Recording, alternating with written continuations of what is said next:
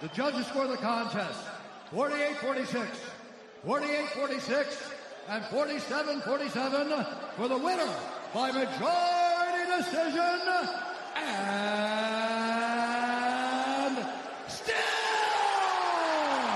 the UFC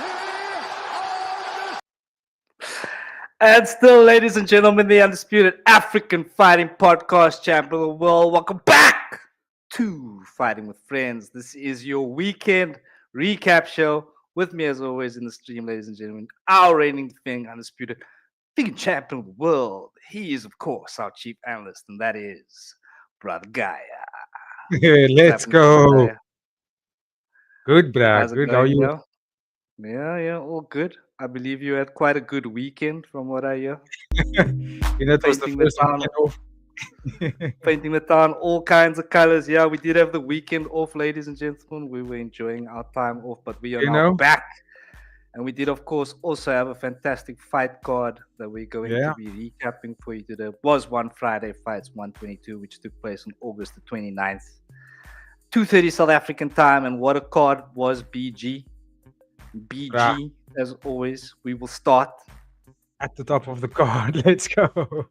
At the top of the card, bro, we saw Asadula Imangazaliev defeat Panpayak. And I see already in the chat that we have comments that Panpayak should retire.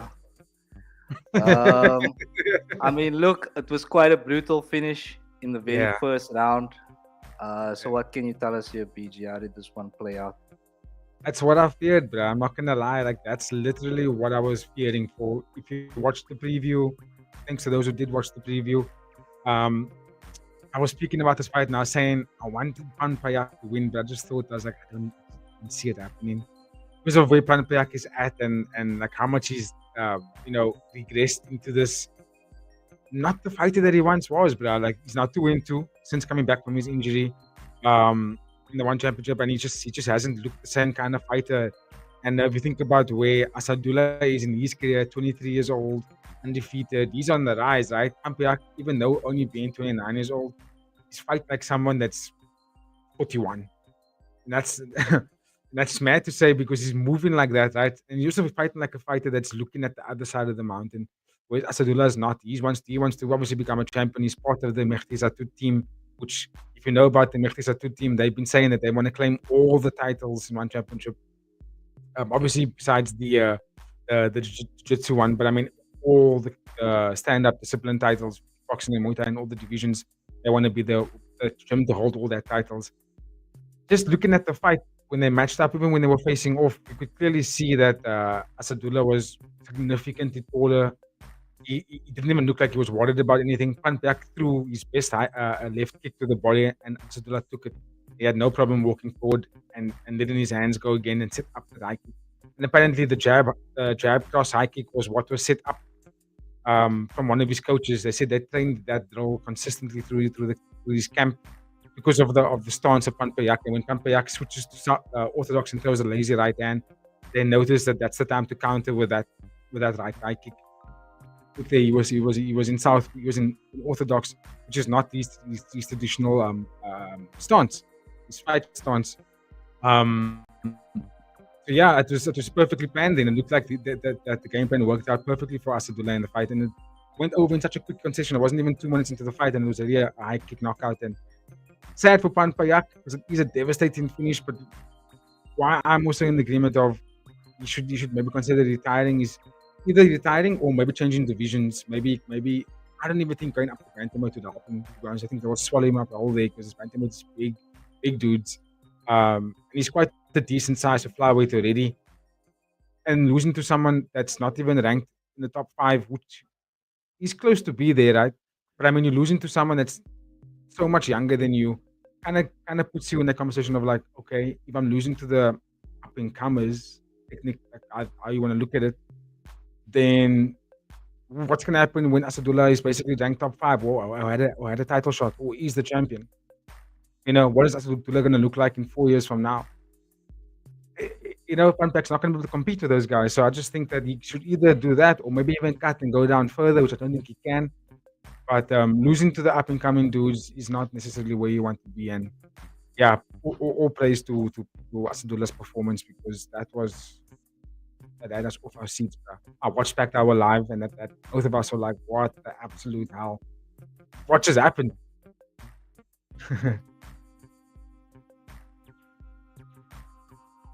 You on mute, bro? Yeah, sorry. It was a fantastic performance on the night, and really a statement-making performance as well, BG. This is the flyweight division, as we know, arguably the most stacked division in the entire organization. You mentioned that you possibly see this guy in the top 5. Is he? Would you mark him down as a legitimate title contender yet, or do you think he still has a bit to prove here? Dude, he's like a problem. I'm amazed how he's making the flyweight mark. He's massive. He's lengthy. He's probably the tallest flyweight that they've got at the moment. I'm looking at the current unofficial rankings by Tetsuya, and it looks like Asadula has gone up 2 rankings behind Aslamjan Otikov, right? And Otikov already looks like a problem for the division in terms of the style, right? I think he can be a problem for a lot of the guys. We'll see why he faces up against Kong Thorani. But Otikov has gone on almost an 11-fight win streak for getting this opportunity to go up against the top 5 contender. Asadula, I think he's currently ranked 7-0 or something like that. Let me just double confirm. I think it's 7 or 6-0. 6-0 in 1, 5 KOs, 4 first-round finishes. So that's pretty impressive, right?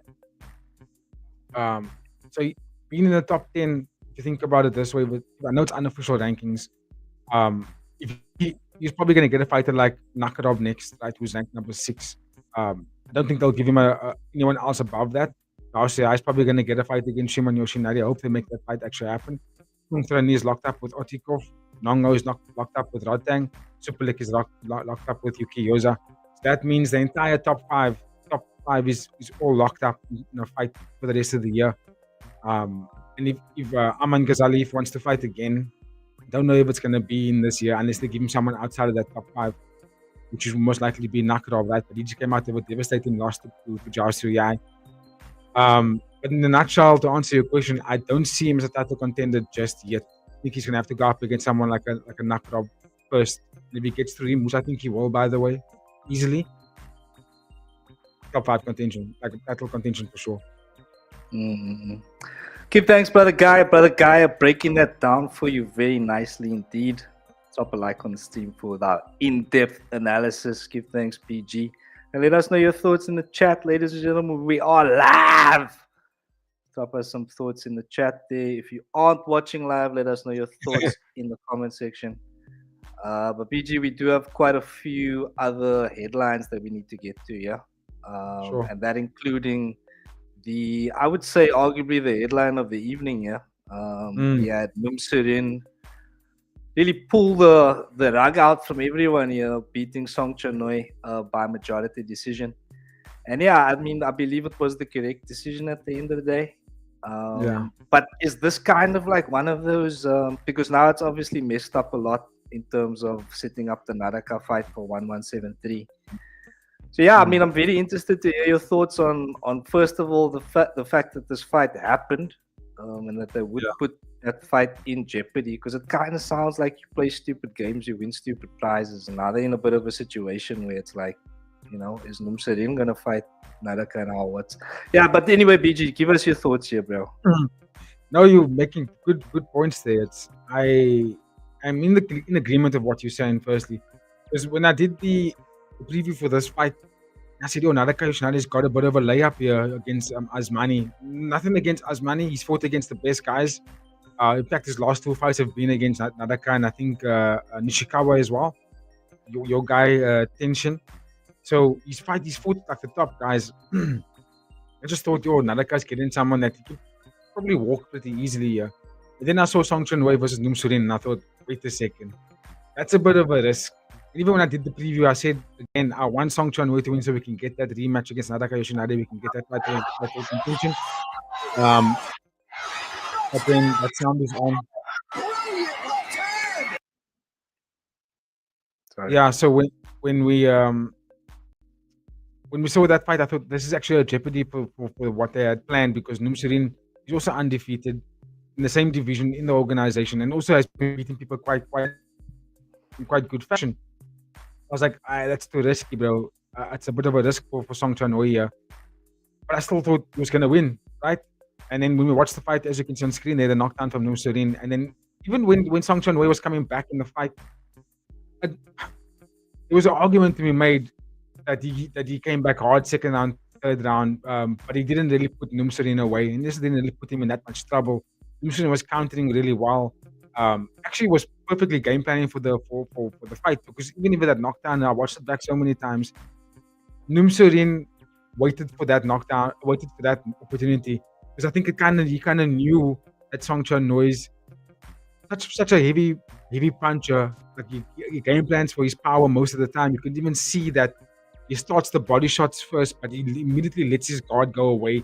The hands are dropped low, gets to the body, goes to the head. It's like Songchainoi, Numsurin knew Songchainoi was going to come into the pocket, sit down, and just start letting his hands go, right?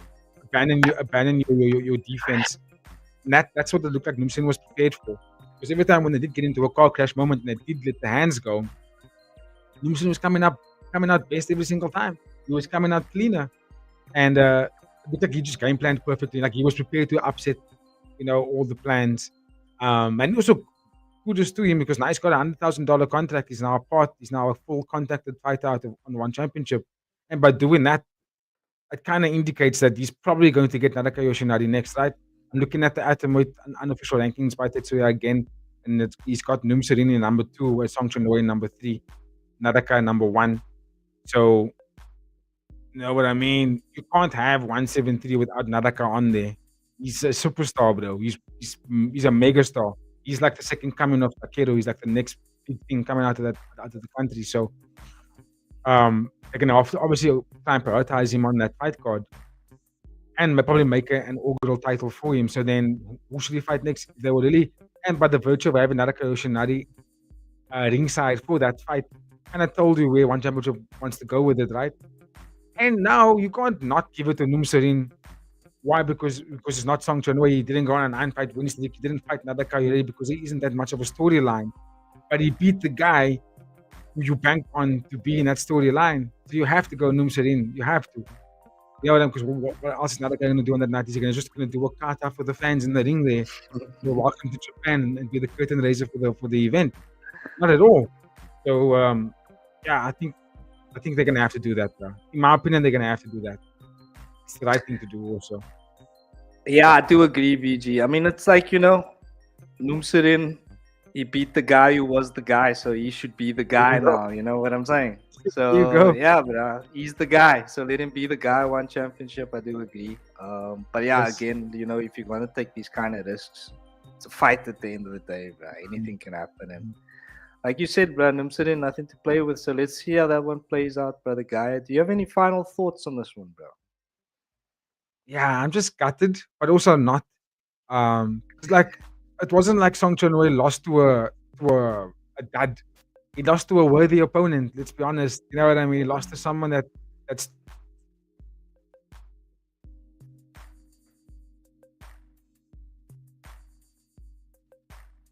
I think we have lost brother Guy, unfortunately, ladies and gentlemen, but I'm sure that he will be back as soon as possible. But yeah, let me know your thoughts, or let us know your thoughts in the chat, rather. Of course, this one was quite a shock to most people. So yeah, what can you say? BG is back. BG. Yes, what can you say, bro? You were just concluding on this one. No worries, bro. The interwebs got me. No, I was just saying, yeah, that Numsurin is the worthy opponent. It wasn't like Songchainoi lost to, a debutant, for example, or someone who just came out of a different organization.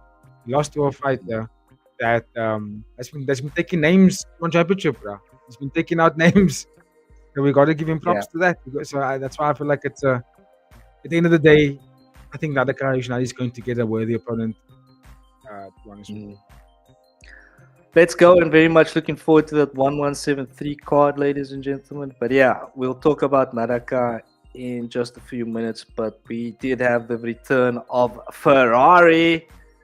Definitely not going to make it to that Grand Prix anytime soon. No, I skipped the fight there. No, okay. Oh, you Yeah, didn't. You didn't. Ferrari, yeah, returning after his juicing ban, and yeah, I believe we had a comment here that said something along the lines of Ferrari had a glass chin, something like that. Ferrari made of glass since being off the pineapple juice. Let's go. Jedi Knight in the chat. Let's do it live. Do it live, bro. No teleprompters It's here at Fighting with Friends. We do it live every single time, ladies and gentlemen. But yeah, PG, the return of Ferrari getting knocked the flip out. And I believe that was in round 3, yeah. So what can you say, bro? I mean, we were screaming Yes. camera on the party. Where you at now? But tell us about this one. Yeah. Gaia. Firstly, shout out to Conklai, bro. You know, at one of the fighters that has had his fair share of ups and downs and has taken on the best, and you know, and to see him not necessarily come back because he's always been around. He's only 26 years old, but there was a time where he went on a 3.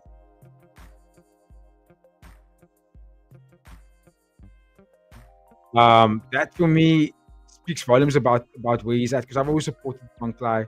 And I'm liking the look in his eye of late. He's looking like he's prepared to go in there and start a potential title run, which I think he can. I really do think he's got that in him. And Ferrari on the other hand, I remember when the fight started, and I think both were on the live, and I said, Ferrari looks like a Fiat 500 now, bro. The man don't look the same anymore. He's gone from being the slick, you know, Ferrari Spider to turning into a Fiat 500, and I'm just like, nah, he's not the same fighter anymore. And I was saying, I think Ferrari is the better technician between the two. Like he's got better weapons in his bag, and also the way that he fights, he utilizes it really well. And like he was doing okay. A lot of one shots at the time. I didn't like that there was a lot of one shots at the time. I felt that if he applied a little bit more combinations, it maybe would have kept Conklai out of there. But Conklai knew that fighters like Ferrari, who's a sniper, don't like the fire. They don't like it when you come close and now we're in the clinch and we go in body shots and we're elbowing and we're doing mad stuff. He doesn't like that. Ferrari don't like that kind of stuff. He likes to be on the outside. He likes to pick you apart. And Conklai knew, you could see each round that went on, he was applying more pressure. He was up in the volume. He was walking Ferrari down more, forcing to fight reactive and no longer being the one that's dictating the pace. And that led to a good a good knockout. That left side that he threw there, had Ferrari on skates. Look there, oh my word, had Ferrari on absolute skates. So yeah, great performance. Super hyped for Conklai. I think I was more hyped for the win because of what Ferrari was doing. Like I just have a hard time supporting athletes that are enhancing themselves to that degree that you have to get banned. You know what I mean? Just eat a banana, bruh. You'll be fine. But to see that, to see him come back, and deep down, I kind of want him to take a beating. And he did. So yeah, big ups to Conklai, and for Ferrari, let that be a lesson. There you go. Let that be a lesson indeed, Ferrari. And like I said, we got to ask now. If Ferrari looked so fragile, bro, are we gonna see the same from Cameron Nabati, bro? Because I mean, same boat here. So I'm very curious to see that. Let us know in the chat. But yeah, unlucky or not unlucky, Ferrari. That's what we call karma. Yeah, at Fighting with Friends. But BG, do you have any final thoughts on this one, bro? I'm just super stoked for Conklai's performance, bro. Like, I think I noticed when he got into the second round, there was a look in Conklai's eye. It was like, I got this, bro. I got this. You know what I mean? It's like he knew. I think I got Ferrari here because Ferrari wasn't doing well with pressure. He wasn't retaliating really well with pressure. I think Conklai just knew. If I take it to him, I'm gonna get him out of there. And yeah, I think it's well deserved. And let's give Conklai some. If you look at Conklai's record, sorry, I'm holding a bit long about Conklai here. There's no much to go through. But if you beat you fight in Anta Kasim, you beat Dennis Temikapur, right? You lost to Otis Wagon, you lost to Panrit, you lost to Sonnesen, right? Silvio Vites, Super Bowl. Let's just be honest here. None of those names are a bunch of no-name brands. You know what I mean? These are legitimate contenders. These are legitimate fighters, bro, that are doing phenomenally, right? I think they should give Conklai another opponent that's of that caliber. look, I think Otis Vago and them, I would say any one of them could be a good rematch for him, considering where One Championship was pushing those athletes literally last year and this year. I think that Konkla is deserving of an opponent that is of that caliber, like Anta Kasim or Otis Vagon, who are on good win streaks at the moment. And even a rematch with Pandit is down 2 fights, 2 fight slide. Let these guys go up against each other. Sonnesen just lost to Wadapun. You know what I mean? I think Konkla is worthy of fighters like that. Let them go at each other. Thank you, brother Guy. Let us know your thoughts in the chat, ladies and gentlemen. What are your thoughts on Konkla? And give thanks to him getting the W, showing that sometimes the good guys do win. But yeah, we're gonna get to some serious business right now, ladies and gentlemen. If you do go to the One Championship YouTube page, you'll see this one with the caption "Best Muay Thai Battle in One Friday Fights Ever." It is Tong Lampoon versus Kotao, ladies and gentlemen, and this one was an absolute. I mean, we use the word barn burner, but this doesn't even tell the story, bro. This was easily the spectacle that everyone was waiting for. That the Friday Fights moniker lives up to. Absolute cinema here, ladies and gentlemen. BG, give us your thoughts here, bro. Bro, cinematic. That's what this was. It was cinematic performances. To make a movie out of these 3 rounds, literally, and it will just blow up, it will go viral. That's how amazing this fight really was. I'm not gonna lie, I'm surprised that Tong Lampoon was the winner. I know I was saying I was rooting for him and put him on a parlay, and like I think he was gonna win. I thought he was the better fighter. But Kotao, bro, I don't know how he lost this fight. Even though I know you said that Tong Lampoon was throwing back. He was landing, he was getting those punches in there. But I mean, let's be honest, the optics didn't look like he was winning. It looked like he was fading round 2 and round 3, and he was on the back foot the whole time. In fact, all of his punches that were landing were just a lot of counter strikes, a lot of just wailing and putting my head down to survive. And I'm in the corner and I just have to hit this bro back. I mean, I thought he could have moved out of those instances or those scenarios and get away, and then let his hands go back again. But bro, just a fight of high action every moment. I don't think there was a moment in any of those rounds where they were sizing each other up and they were slowing down and taking a breather and just looking for distance and managing distance and then going back. It was exactly what you're seeing on screen right now. Rock'em sock'em every second of every round. That's what that fight was. Except for the first round. The first round was at the pace that was favoring Tong Lampoon because he was navigating the round really well with the inside leg kick in that first round. Tong Lampoon won round 3. That's what Jedi is saying. He definitely won round 1. In my opinion, he definitely won round 1. He was blasting that inside leg kick. He was blasting the body kick. He was much sharper with the boxing. But then round 2, what's his name? Kotao had Tong Lampoon rocked. Had him in all kinds of trouble. Was putting him on the back foot. Forced him to fight reactive like this, as you can see on screen. And that was what happened in round 2 and round 3, in my opinion. Round 3 was closer.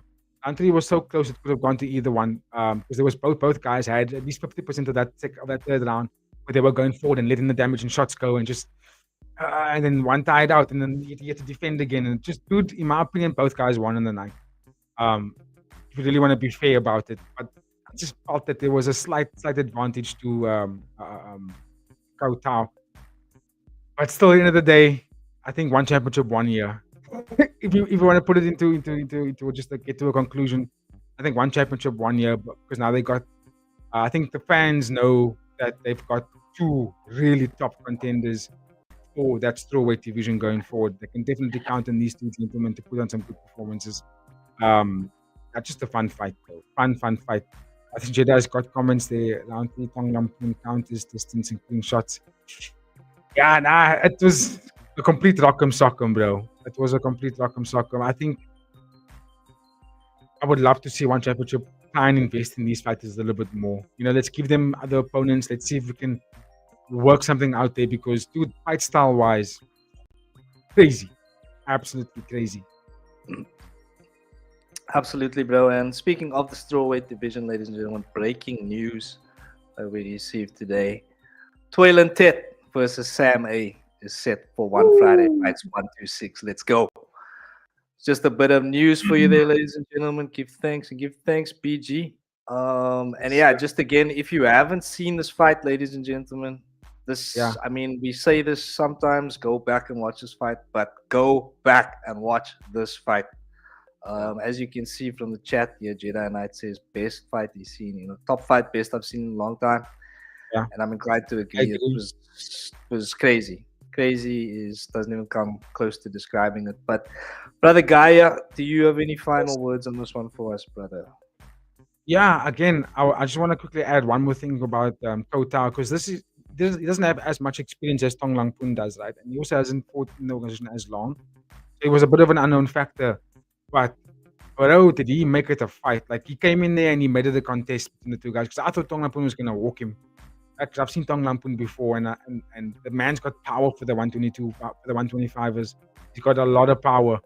And, I was yet to see people beat him. It's like, how's people going to get around this dude? But Kotao, credit to how he came into that second round, and he was like, he was getting beat. Dude, that first round was bad for him. He had nothing going for Tong Lang Pun in that first round. He had nothing going for him. And to completely 180 the fight in that manner in round 2 and round 3, like, he made the fight completely different to what it was in that first round. In that first round, there's a lot of Tong Lang Pun measuring up shots, tossing inside kicks, and landing a 1-2, and he was going at the pace that was favoring him. And then round 2 and round 3 came out, and it was like a pace that was just completely different. It's like both guys just went, all right, we're gonna go all out, flat foot. We're just gonna go all out. No more measuring anything. We're just gonna go all out here. And that is because of what Kotao did. He made the fight go at that pace. He forced it out of Tong Lang Pun. He forced him to fight the fight of that style, and that's why I was like, yo, Kotao actually did something really amazing in that performance, to force someone that was beating him to fight his fight. Brilliant. It's absolutely brilliant. So yeah, love to see these guys throw down again. Even if they fight each other, I'd love to see it. 100%. I mean, who wouldn't want to see that again? I mean, let us know in the chat if you're not keen to see that again, because that was absolutely crazy. And bro, if they gave this immediate rematch, I would be like, fuck yes, bro. I'd watch it. Because, I mean, why would you not? Again, quite possibly. I mean, I think we should start something at Fighting with Friends here, where we have like our fights of the year. Yes. You know what I mean? Yes. We have an official fight of the year. Yeah, like an awards for the channel.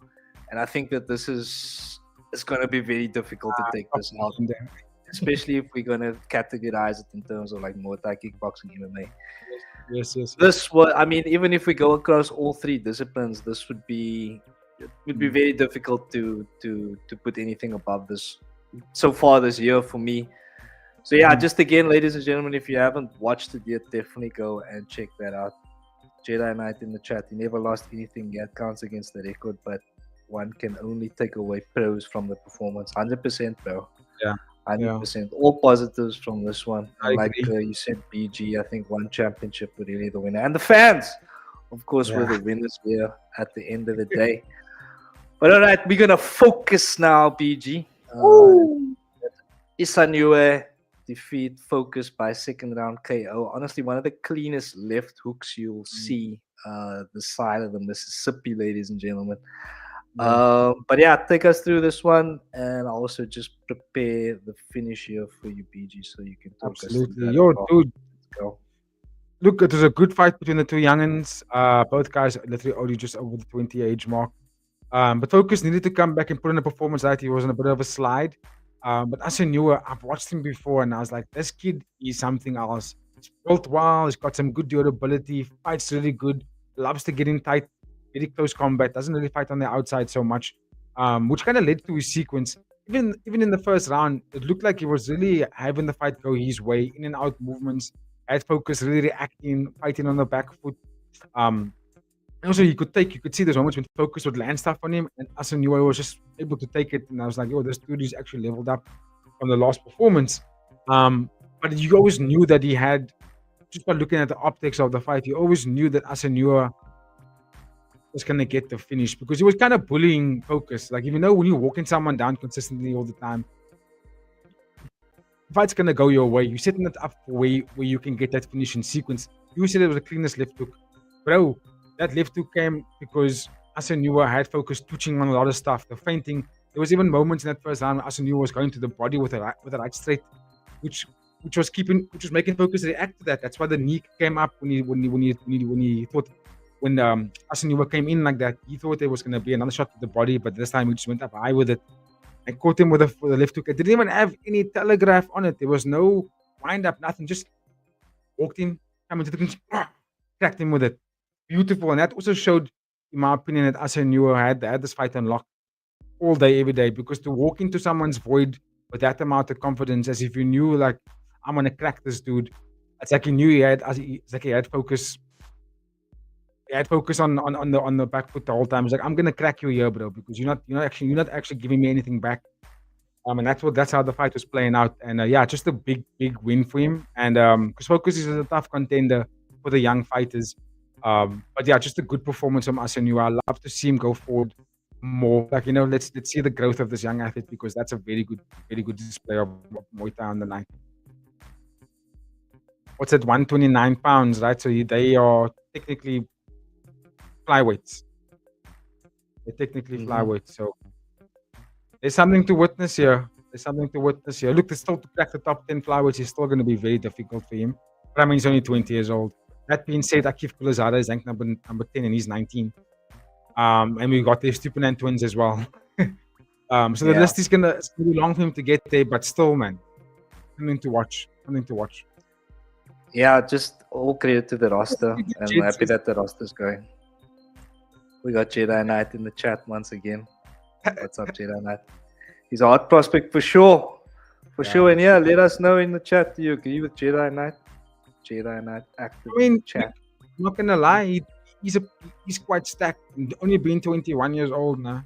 He does look like a fold out bantamweight already. Excuse me, I must say bantamweight. You see, that's my point, because he's so fucking huge. But he's a solid 135 already. I know it's his catch at 129, but he's a 135 for sure. Let us know your thoughts in the chat there, ladies and gentlemen. But we will keep moving to some 123 pounds, where we saw my Sangern defeat Suwajanya. So I'll go straight to you on this one, brother Gaia. How this one play out?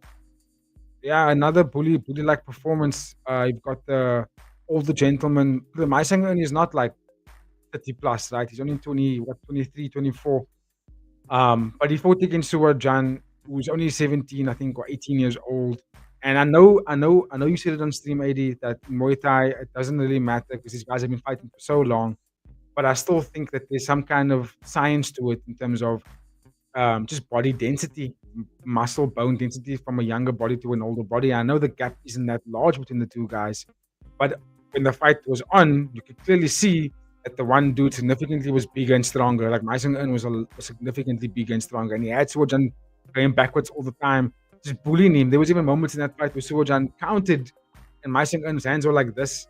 He took the shot, just nodded down and walked forward, and he was like, "I'm gonna keep going at you, bro."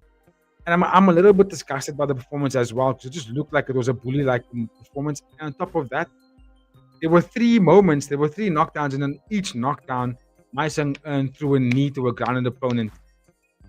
The referee didn't stop it, he didn't check it, there was no comment. Commentators didn't even say anything about it, and I was like, bro, this man is... Here's the finishing sequence. Uppercut, boom, knee, bang, look there. I don't understand how that wasn't allowed. This dude is literally taking a knee, and he throws in a knee. So, and he did it hard on the first knockdown. I think that was a little bit more... Poof, that was the first knockdown. I think that the young man in Suwajan would have recovered if he had not taken that knee. You know what I mean? Like, I wouldn't say he would have recovered and won the fight, but perhaps there would have been a little bit better recovery to him if he didn't take a knee to the head while he's on his bum. The performance was great for my Sangern, but for me, there's too many asterisks to take away from it. Fighting someone that's significantly younger than you, fighting a teenager, firstly, right? The second thing is you got all those knockdowns. There was grounded knees, which is not allowed in Muay Thai, by the way. It's not MMA. So those for me are big asterisks, big question marks, where I'm like, yay, that's overshadowing the whole performance. And when that overshadows the whole performance, that's a little bit of unfortunate, right, on my Sangern's part. So yeah, I can't even say great performance from him because of how it all played out. And look, I must give you a positive for the fight. I will say this. Suwa Jan, if he goes up against other 17, 18, 19-year-olds, different fight. Because he displayed some stuff in that fight that I was like, there's something here. There's something here with this young man. I mean, the counters that he was throwing at Daishang Earn, I think if someone that's matched him in terms of body density and age, he's knocking out that other teenager. Even though the counter left high kick, masterful. Even though I don't like that weapon when you're going backwards, but he threw it in such a way that Daishang Earn was this much from getting a knock from being knocked out in those high kicks. Through three of it, I was like, the countering mentality, the countering weapons was really good, and I want to see it up against fighters that is matching Suwajan in weight and size. You know what I mean? Because Maisang was significantly bigger than him and stronger than him, and I just didn't like the way it looked. It looked like he was bullying him. 100%. We got Jedi in the chat. When you fight a tiger, you have to trap him. There you go. Let us know in the chat what you think about that. There you go. Thanks, Jedi Knight. I just think that it was a mismatch for me, in my opinion. I think if Suwajan was a little bit more conditioned, a little bit better, like let's say he was built like Akif Lazada, for example, who's big for flyweight, right?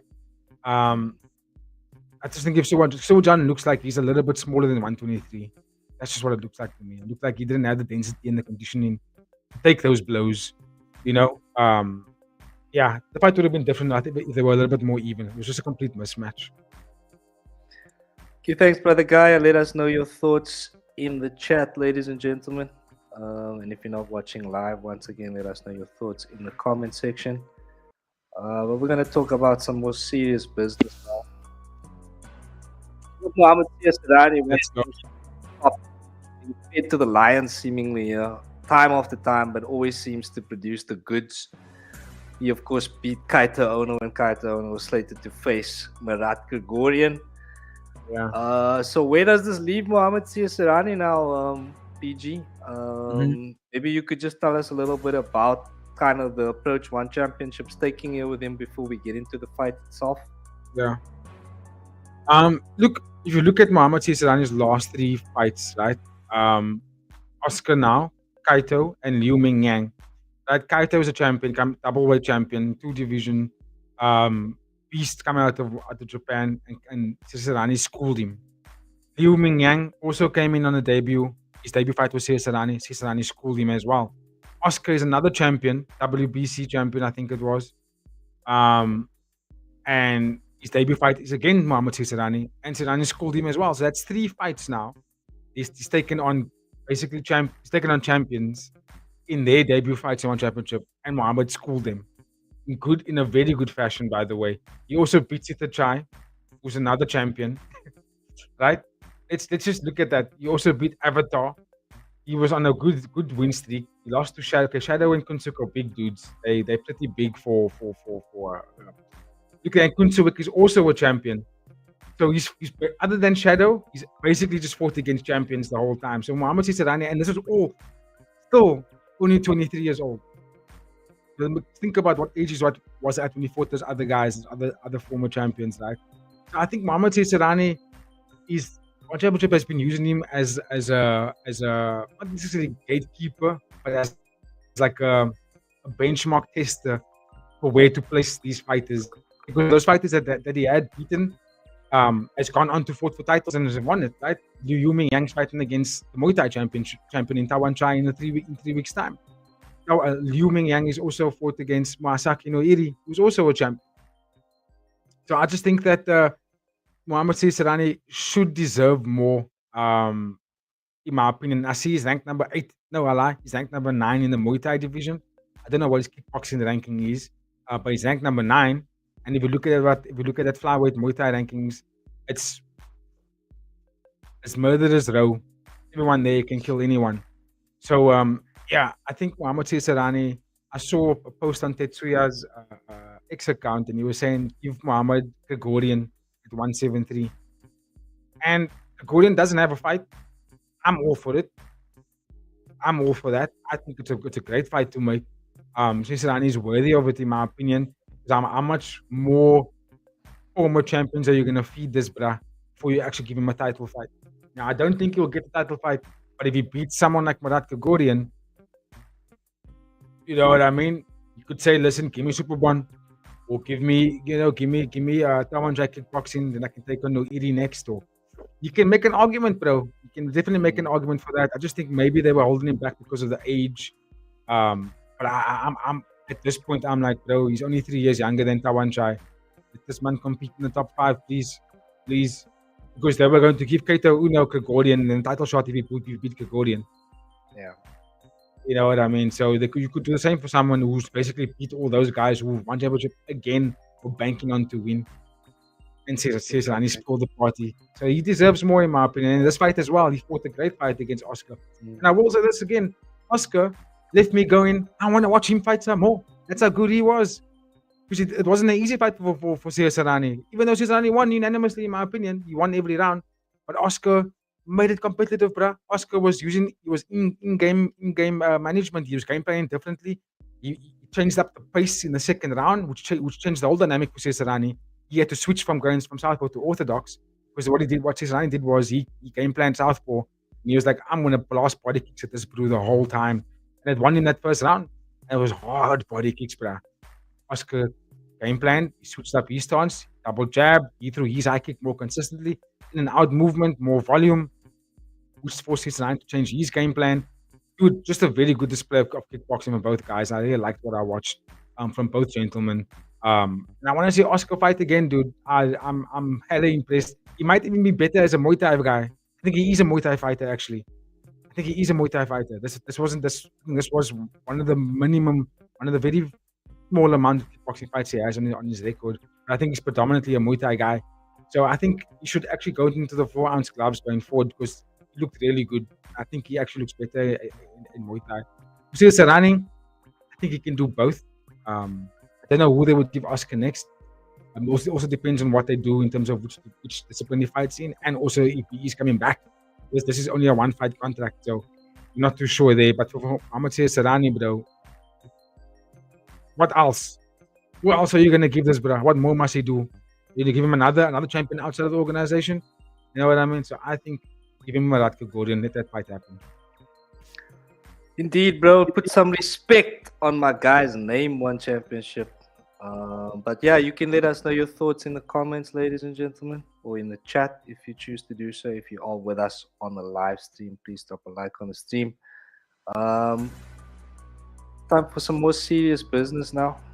We did have the man himself on the card here. We had Nadaka Yoshinari. Looking good as always, looking cerebral, cool as a cucumber, elusive, fast, technical. I mean, there's not enough superlatives in the English language to describe this man in his full flow, ladies and gentlemen. So you have to excuse me, but he did get the job done on the night.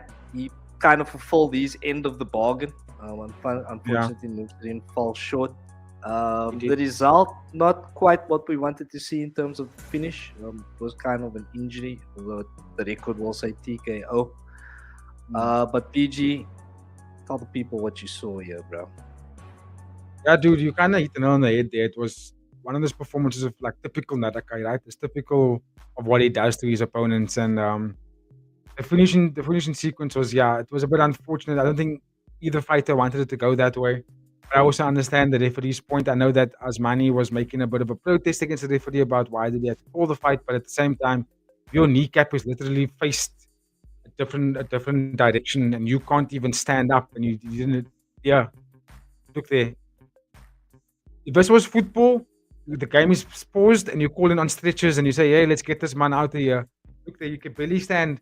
In my opinion, that's more than 10 seconds already. So you kind of didn't even make the 8 count. And also the referee made the right call, because you need to protect the fighters at the end of the day. His kneecap literally looked like it moved into a different direction. And if I was the referee there, I also would have said, "Listen, I'm gonna save you here, but your kneecap is not looking healthy." Even though it looked like it came back into place, the risk, you don't know what internal damage could have been to his leg. Maybe the fight had gone on. And then what if Nadaka would have been like, "Okay, I'm gonna target that leg now." because Nadaka was already fighting southpaw in the fight and blasting a lot of body kicks and low kicks from that position, which forced Asmani to retreat a lot of the fight. And that's another thing you have to give props to Nadaka for, because he even said he prepared for a fighter that it was something he had never fought before. Asmani's style wasn't something that he was familiar with. And so he just thought, if I'm going to go left side, body kick the whole time, but might just put the fight in his direction. And it did that, actually. Asmani had no counter for it. He had to take it the whole time. Nadaka even went to eye a few times for it, which is beautiful, because then when Nadaka did decide to go in with his hands, Asmani didn't know what to do, because he was defending and trying to get away from a body kick the whole time, and then trying to counter that body kick, but had nothing for it. And then when they did get into the wood and then they did start boxing, Asmani he had no defense, and that's what led to that left straight knockdown, which was beautiful. And I was surprised that Asmani even got up from that knockdown, because it looked like he was actually flat. He went down and he was basically flat, and he actually made the count. But Nadaka was going to beat him regardless. It was like, again, like most of his fights, Nadaka is just stalking his prey, bro. Every time you watch him fight, it just looks like fighters freeze up and they just play defensive. It's like they have no choice but to be defensive the whole time against him. And I think that's why everyone was so hyped up for the fight against Songchainoi, because everyone felt that Songchainoi in 4-ounce gloves was going to get Nadaka out of there. I didn't see it, but I understood the hype. And even with Numsurin now being the person that's probably going to get Nadaka at 173, I have a feeling we're going to see the same thing happen in that fight as well. Where Nadaka is just going to stalk him down and basically get his opponent out of there like he does in every fight. Anonymous, there's not anonymous poet this time. Nice. The comments say the early stoppage robbed Nadaka of a bonus because of the weird stoppage. Asmani was fine and jumping on the ropes afterwards. Yeah, I mean, it looked like it was a dislocation and came back. And like myself and AD was talking on the preview, on the live as well, most dislocations, you can put them back in, but it's not going to be the same. It's not going to feel the same. You're going to be at risk now. Your leg is kind of compromised or your shoulder's kind of compromised. I mean, I wanted to see the fight continue, but I just think the risk would have been too big for the fight. And I think that's probably what motivated the referee to kind of stop the fight. It's like, this dude's kneecap. And I watched that replay multiple times. I did look like the kneecap shifted, which probably why he couldn't stand up. Which is, if you can make that big screen 80, let's see. Switch the layout, make me smaller. All right, just give me a second. Yeah, let's see if we can get that on screen again for the. Shout out to you, Anonymous. Poetan. Shout out to you, Anonymous. I know it's not Anonymous. Yeah, let's have a quick look at it here, and we can make our remove final the comment. judgment. Remove the comment, please. You see, they're not showing the replay angle, which is on the close-up from the right side. But look at how he stood up, bruh. Look at how he needs the rope to get up. You know what I mean? So, like you said, right, even if he popped it back in, so you're gonna be in the ring with a killer like Nadaka. He's gonna end your career if you're gonna stay in the ring with him after that, bruh. Yeah. So I do agree with you. Fair call by the ref for me. Yeah, me too. I would have loved to see him go in there and end the fight in a more devastating fashion. I never thought of it that way, but makes sense. Good eye. Give thanks to you, Anonymous. Thanks for the comment, bro, or sir, or madam. Yeah, I think Nadaka would have eliminated him. Would have ended his career. Yeah, that's career threatening, bro. You're gonna be in the ring because it's not like Nadaka's gonna show you any mercy, bro. He's gonna attack that leg, and rightfully so. You know what I mean? Yeah. You put a animal in there with a lion, basically, man. It's not going to be involved. So, yeah, unfortunate on the night. And, yeah, I do agree that he was deprived of his spectacular finish there. But, yeah, correct call for me at the end of the day, bro. BG, I'm going to hand it over to you now to take us home to the end of the card. Okay, awesome. Interruptions from me until the end of the card, bro. So when you are ready, sir, take it away. Let's go. Yeah, this was actually a very fun fight between Zhang Xiaobin and Rikito. And Rikito, I'm not sure if he's from the EWA Sports Gym. I don't think so. But he fought really well. I thought he was going to win the fight. But I have to give props to Xiaobin because Xiaobin did something really well in this fight. And he took it to Rikito in the second and third round, especially with the in-close boxing.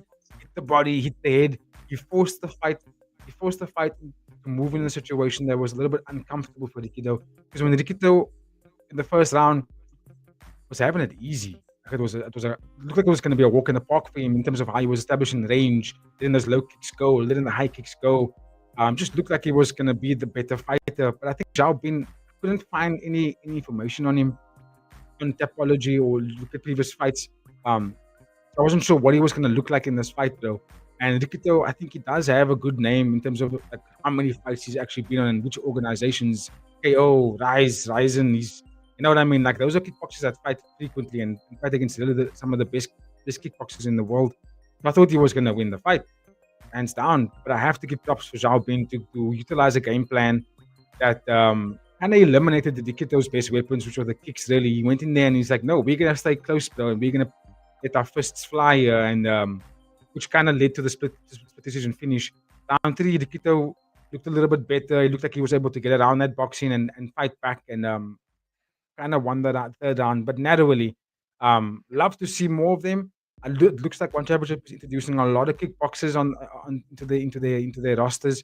So every fights cards we're watching, we've seen a lot of Japanese kickboxers from Ryzen and Rise and K1 and Glory that's coming over.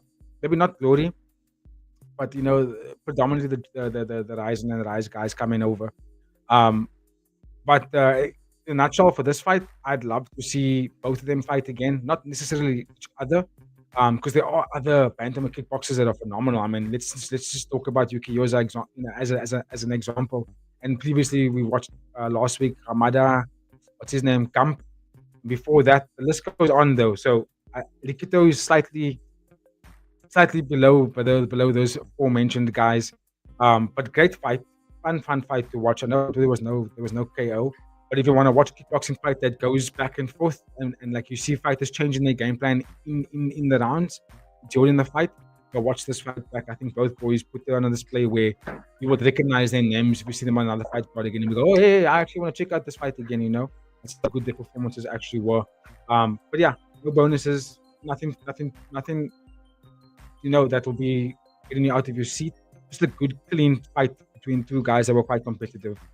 But we can keep it moving, 80, to the bantamweight MMA, where we saw the Mongolian Batsan Khan taking on Adelson Nunes. That was a good fight as well for Batsan Khan. A little bit, it took his time to get to the finish. I thought Adelson was going to be better than what I thought. On the live stream, I was going Adelson for the win. I thought maybe he's going to use some jiu-jitsu. But neither guy shot for a takedown in this fight. Neither guy went for a clinch. There was none of that. Batsan Khan was very poised, took his time, durable. I liked how he was able to be sharper with his boxing. Addison's boxing wasn't really that smooth. I thought he would have the reach advantage, which he did, but he didn't use it. You know, where I thought he would. He looked like his boxing was just below average. So I thought maybe he's a jiu-jitsu guy, but he didn't go for any takedown to get to the ground, no grappling. So I thought, so isn't he a jiu-jitsu guy? And every time he did come into to set up boxing range, Batsan Khan was prepared for it and had sharper counters. I mean, that elbow, I think that was round 3. That elbow landed in round 3. Bang! And had Addison in all kinds of rock. And it came in from Addison trying to press the pressure. Like he was trying to actually put pressure on Batsan Khan, but got countered with a beautiful elbow. Why? Because his guard was so wide and so open. And that led to a very beautiful counter from Batsan Khan. And the finishing sequence again, you saw it there on screen now. Let the hands work go, let the left hook land.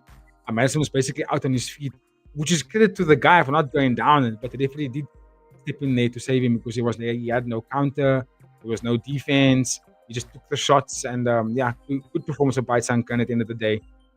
Like I said on stream, bro, Mongolian fighters in the MMA are something to watch. Like they're not like super great at one particular discipline, but the way they utilize wrestling and grappling with their striking and their best weapon, which is their durability. They can take a shot. They can take a freaking shot. And when you put all of that together, you're basically going to breed a really, really good top-class fighter, right? So, yeah, remember the names, right? It's hard to pronounce a lot of these Mongolian fighters' names, but we know, I think, Ogo, the Mongolian Superman, who's basically in contention for a flyweight title. Same now, yeah. I don't think Batman can for a title because this was his debut fight. But I mean, dude, he showed me that he's got some good daily durability and good competent boxing. And when I think there was one shot actually, there was one takedown attempt from Addison, but it was completely stuffed. It didn't even go anywhere. So again, Paitsanka and great performance on night. And I want to see him fight again. For Alison Nunes, I'm not even sure if bantamweight is his division. He might look better if he goes down to flyweight. But let's see what happens there. And then the opening bout, we had another MMA fight between Eden Bayer Solman, and he took on Katsuaki Ayogi. And Ayogi was on a streak before this, 2 first-round finishes. I know he got knocked out in the fight before this, but he was on a 2 first-round finishes, looking really good striking. But then Solman actually had the better boxing. And again, the biggest weapon that helped Solman win this fight was the durability, the cardio. Because Ayugi had him rocked in the first round. Oyagi had the better boxing at the first round. However, I didn't like the way that he was boxing in that first round. It was like a slugfest, man. It was like getting into range, sitting up a car crash, and then once the car crash is about to happen, he keeps his chin up high. He just starts swinging, right? He just starts to swing heavy, and you can see he's putting all his effort into swinging his arms.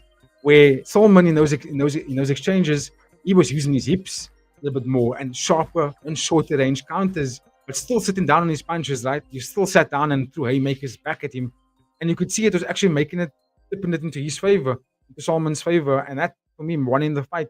That whenever they did start the car crashes, Ayogi was tired, bruh. He was looking tired in round 2 because of putting so much effort, and also he was very one-dimensional in the sense that when he did attack, it came from a dart. Like he would stand there, and then dart forward, and then when the exchange starts to slow down, he pulls away, right? And then round 2 and round 3, someone was walking him down, and basically waited for the dart to come. Because Ayugi was basically doing that. He was going backwards, and once they got back into the middle of the ropes, in the corner, he just darted forward with a 1, 2, 3, 4, and then started going. So I just felt that Solman could have timed it a little bit better, which probably would have led to a finish, because he kind of knew that it was happening. He was basically baiting it out of Ayagi the whole time in round 2 and round 3.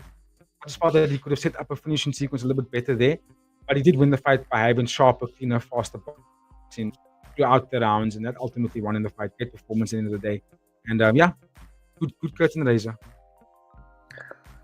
Very, very nicely done, brother Guy. I give thanks as always. Drop a like on the stream if you are in the stream. If you're not on the stream, you can drop a like. Anyway, we'd appreciate it really so much. But PG, give us a post-fight score for this card, please, sir. Yo, post-fight score really high. I don't know what I gave. I don't think I gave a pre-fight score. I did the fight card alone. I didn't ask myself this question, but if I can give a post-fight rating, I'm gonna give it a solid 8, bro. I think the fights was super entertaining. Maybe even a 7.5, just because of the underwhelming finish in Nadaka Yoshinari's fight. Yeah. And like the bully nature of my son earned. And then also the upset of Songchainoi. But other than that, I think the fights all were really good to watch and like good knockouts. I mean, dude, if Asadula didn't knock out Panpayak and Kongklai didn't knock out Ferrari in that manner, I would have been like, it's a bit boring. You know what I mean? Because those two knockouts. Tonglampun and Kotal, bro. We had that fight. Yeah, and so they pushed the card up 2 points alone for me, bro. You see, those last 4 fights were just even Asanua knocking out Focus, bro.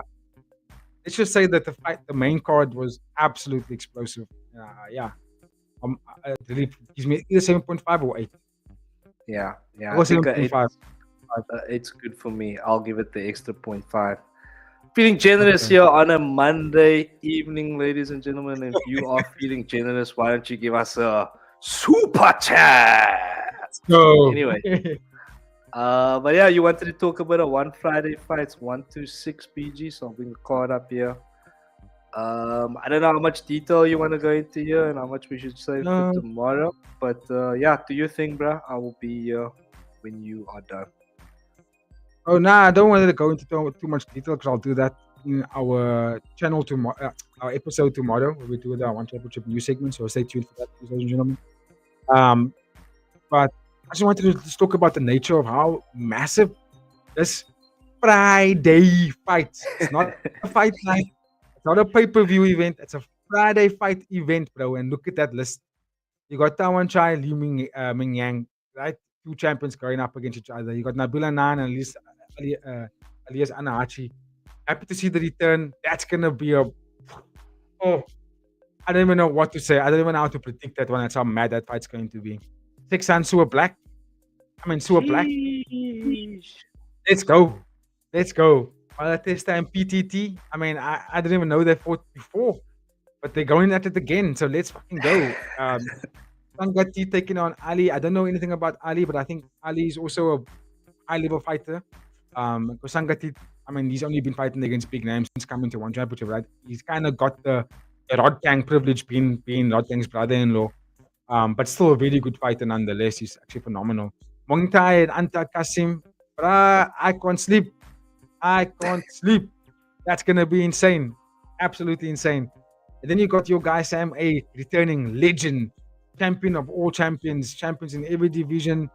A strawweight champion in just of the highest order, taking on Toy Lentet, who is probably one of the most mythical fighters you'll watch because of his style, and he's just hard to read, hard to prepare for, difficult to kind of analyze because you're not sure what the hell this money is doing, but it's working. So that's going to be a crazy fight because I think Sam A is, even at 41 years old, is still a good test for anybody, right? Old or new guard, he's just going to be a tough fight for anyone. Do you remember when he fought against JDB, and that was also a tough fight for JDB? Yep. Yodik Pet Pompet number 2. The fight was pretty much a robbery, and that's why we're getting this fight again. Let's go. And then the return of Rui Patolo and Zhang Paiman, bro. Zhang Paiman, the former champion as well, kickboxing champion, taking on a very good contender in Rui Patolo. But I'm pretty sure there's more fights to go because that's not even, I think, what's it? 1, 2, 3, 4, 5, 6, 7, 8, 9. There's going to be 2 more fights added to this fight card. So let's see what happens, what else they're going to add there. But, bro, 3 weeks from now, this is going to be the one. It's also going to set up a lot of the landscapes of the divisions, those matchups right there. Very exciting stuff ahead, ladies and gentlemen. Very exciting stuff indeed. And yeah, again, that is a Friday fights card, so give thanks for that. But yeah, ladies and gentlemen, if you have made it this far in the video, please don't forget to like, share, subscribe. We got new content coming, so you can watch the podcast every day. Joe Rogan. I watch your podcast every Okay, bro, calm down. But yeah, that is me. I'm gonna get out of here, BG, and I'm gonna let you sign us out, bro. So when you are ready, take it. Let's go. So thank you for tuning in, everybody. Much love to everyone that has tuned in, that's been commenting as well. I see we got some new names there. It's really warmed my heart. There was one point there was a good number of people tuning in, and I was giving my monologue. But yeah, what you guys can expect for this week? It's gonna be a big week. We obviously have back-to-back cards for one championship that we will be doing a live to. For one Friday Fights 23 and Fight Night 35, Jackie Buntan versus Himmetsberger. Look forward to that one. We'll get the preview of those cards later this week on a Wednesday and a Thursday. Excuse me, we'll do the Himmetsberger one tomorrow, and then we'll do the Friday Fights on Thursday. Also, a UFC preview for the one that I know I spoke about last week, but it's actually happening this week. Imavov taking on Baralio. That's going to be a mad fight for the UFC, so stay tuned for that this week, ladies and gentlemen. And we're looking forward to seeing you all day when we do our lives as well. So on that note, have a fantastic week ahead. It's early now. It's Monday, wherever you're from. Have a good one. Let it prepare you for a good week, and we're looking forward to seeing you all day. So from myself and all the Fighting with Friends teams, catch you on the next one. Cheers.